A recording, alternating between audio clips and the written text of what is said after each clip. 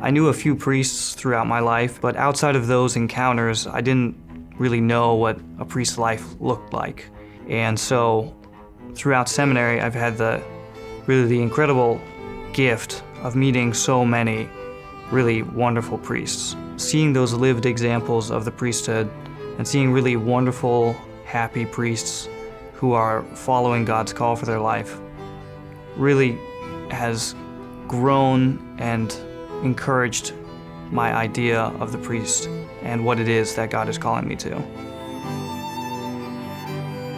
The more I learned to pray, really pray, in the sense of putting my whole self before God, not covering over or glossing over the parts that I thought weren't worthy of Him, but really putting my whole self before Him. And the more I did that, the more I realized I wanted to give all of myself to Him and religious life and the Daughters of St. Paul. Gradually, I came to understand this was where He wanted me to do that.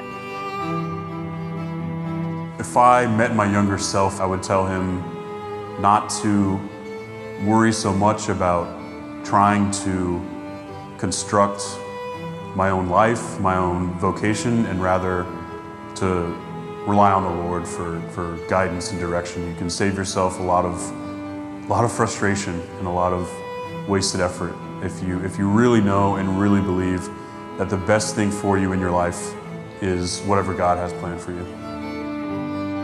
I think a struggle that people who are discerning is that they might think that, oh, am I kind of crazy? Like, I think I'm the only one thinking about it.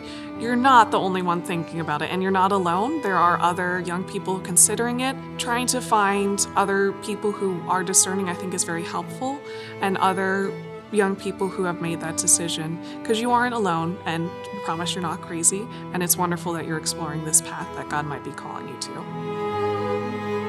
We get young women that come up to us and are like, I'm so afraid that God is gonna call me to the convent. And I'm like, girl, if He's calling you to the convent, it's gonna be okay. Because the thing that I think sometimes we forget is that the Lord calls us to not only holiness, but also to happiness. And that doesn't mean like a joyful skipping down the halls kind of happiness every day, this like exterior surface level kind of happiness, but He calls us to a deep happiness or joyfulness. He calls us to a depth, a profundity in that.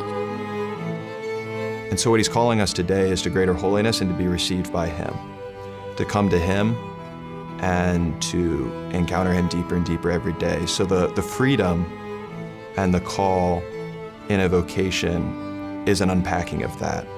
Not primarily how do we see our calling in 15, 20, 30 years, but how do we see Jesus Christ revealing Himself to us? How do we see our relationship with Him growing today, and then allowing that to take us to tomorrow? When you feel called to the priesthood or to religious life, God's not asking you to be a different person.